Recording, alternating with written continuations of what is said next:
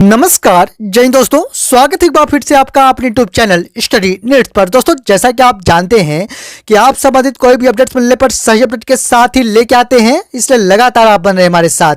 दोस्तों अक्सर देखा जाता है कि अलग अलग आदेश के साथ निश्चित तौर पर कह सकते हैं कि आप निराश या परेशान होते हैं, और ठीक इसी प्रकार से एक और भी आदेश देखने को मिला है आप समस्त आतिथ्य शिक्षकों संबंधित। और दोस्तों यहाँ पर मानदेय संबंधी एक बड़ी समस्या देखने को मिल रही है उन आतिथ्य शिक्षकों के लिए जो लगातार स्कूलों में अपनी सेवाएं देते आ रहे हैं। कहना यह है कि लोक शिक्षण संचालय की ओर से कार्य मुक्त न किए जाने के लिए आदेश जारी किए गए हैं। जैसा कि आप जानते हैं कि पूर्ववत ही इसके लिए आदेश जारी किए गए हैं कि आप सभी को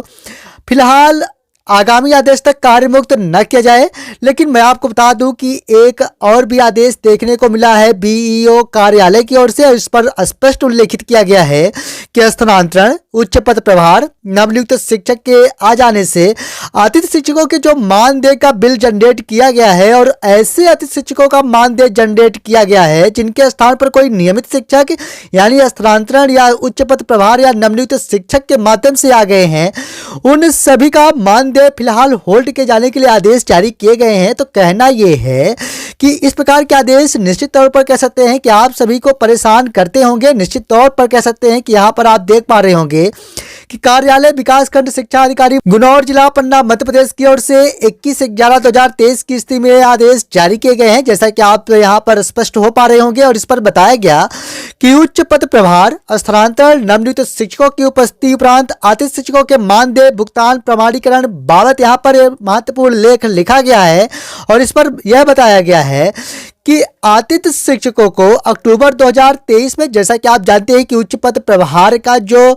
आदेश है वह जारी किया गया था, और कुछ ऐसे शिक्षक हैं जो स्कूलों में अपनी सेवाएं देने हेतु उपस्थित हो चुके थे। और मैं आपको बता दूं कि ऐसे स्कूलों में अतिथि शिक्षकों के द्वारा भी सेवाएं दी जा रही थी। तो यहाँ पर बताया गया कि ऐसे स्कूल है जहां पर अतिथि शिक्षक अपनी सेवाएं देते आ रहे हैं, लेकिन कतिपय कारणवश वहां पर नियमित शिक्षक या फिर कह सकते हैं कि उच्च पद प्रभार से शिक्षक आ गए हैं, उन सभी के मानदेय को यहाँ पर होल्ड किए जाने की बात कही गई है और प्रमाणीकरण के साथ कही गई है। तो कहना यह है कि जैसा कि आप जानते हैं कि आतिथ्य शिक्षकों के सेवाएं दिए जाने के लिए, जैसा कि आप जानते हैं कि डीपीआई की ओर से ये आदेश जारी किए गए हैं, और मैं आपको बता दूं कि भौतिक रूप से ही दिए गए हैं। कहना यह है कि काफी लोगों का कहना यह है कि पोर्टल पर आप सभी अतिथि शिक्षकों को कार्य मुक्त न किया जाए, लेकिन भौतिक तौर पर आप सभी को स्कूलों में सेवाएं देने हैं तो वंचित किया जाए। तो मैं आपको बता दूं कि इस प्रकार से आदेश जारी नहीं किए गए हैं, बल्कि उस पर बताया गया है कि आगामी आदेश तक आप सभी को बाहर न किया जाए,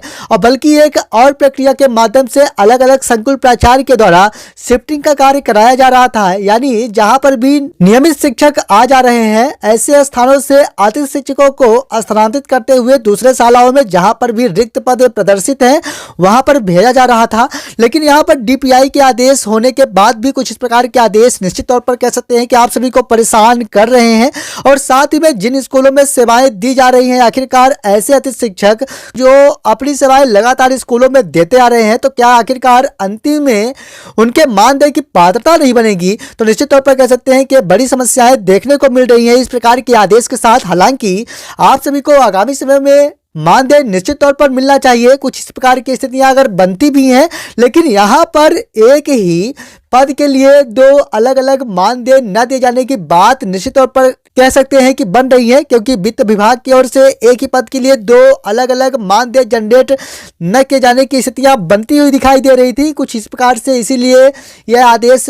दिए गए हैं। लेकिन यहाँ पर निश्चित तौर पर कह सकते हैं कि ऐसे अतिथि शिक्षक जो अपनी स्कूलों में सेवाएं देते आ रहे हैं और उनके स्थान पर उच्च पद प्रभार से कोई नियमित शिक्षक आ गए हैं, तो उन सभी का मानदेय निश्चित तौर पर रुकना नहीं चाहिए, क्योंकि लगातार वे अपनी सेवाएं स्कूलों में दे रहे हैं। और आगामी आदेश तक न निकालने के लिए इस प्रकार से डीपीआई की ओर से आदेश भी जारी किए गए हैं। और निश्चित तौर पर कह सकते हैं कि आगामी समय में कुछ नई व्यवस्थाएं अतिथि शिक्षकों के लिए की जाने वाली है, ताकि आप सभी प्रभावित न हो। तो कुछ इस प्रकार से यहाँ पर आदेश जारी किए गए हैं, और इस पर बताया गया कि अक्टूबर महीने में जो भी अतिथि शिक्षक अपनी सेवाएं दे रहे हैं और उनके स्थान पर कोई नियमित शिक्षक आ रहे हैं, और उनका भी बिल जनरेट कर दिया गया है। तो उन अतिथि शिक्षकों के बिल में संशोधन करते हुए यहाँ पर बताया गया है कि उन सभी के बिल को होल्ड किया जाए और जिन स्कूलों में अतिथि शिक्षक अपनी सेवाएं देते आ रहे हैं, उनके स्थान पर कोई नियमित शिक्षक नहीं आ रहे हैं, उन्हीं की यहाँ पर मानदेय भुगतान के जाने की बात कही गई है। हालांकि यह पूरी तरह से समस्यात्मक बात कह सकते हैं, क्योंकि इस प्रकार के आदेश निश्चित तौर पर कह सकते हैं कि समस्त अतिथि शिक्षकों को निराश व परेशान कर सकते हैं। हालांकि डीपीआई की ओर से जब इस प्रकार के आदेश जारी किए गए हैं तो आपको राहत निश्चित तौर पर आगामी समय पर दी जाएगी, आपको इसलिए परेशान होने की आवश्यकता नहीं है। लेकिन फिलहाल आज की स्थिति में बात करूं तो निश्चित तौर पर कह सकते हैं कि आप परेशान होते होंगे। हालांकि जैसा कि आप जानते हैं कि स्टडी नीड्स एकमात्र ऐसा प्लेटफॉर्म जहां पर आप तक सही अपडेट सही समय पर ही दी जाती है, इसलिए लगातार आप बने रहे हमारे साथ। पहली बार चैनल विजिट किए हैं, चैनल को सब्सक्राइब जरूर कर ले। वीडियो पसंद आया हो तो वीडियो को लाइक करना ना भूलें। मिलेंगे आप संबंधित एक और नई वीडियो के साथ, तब तक के लिए धन्यवाद।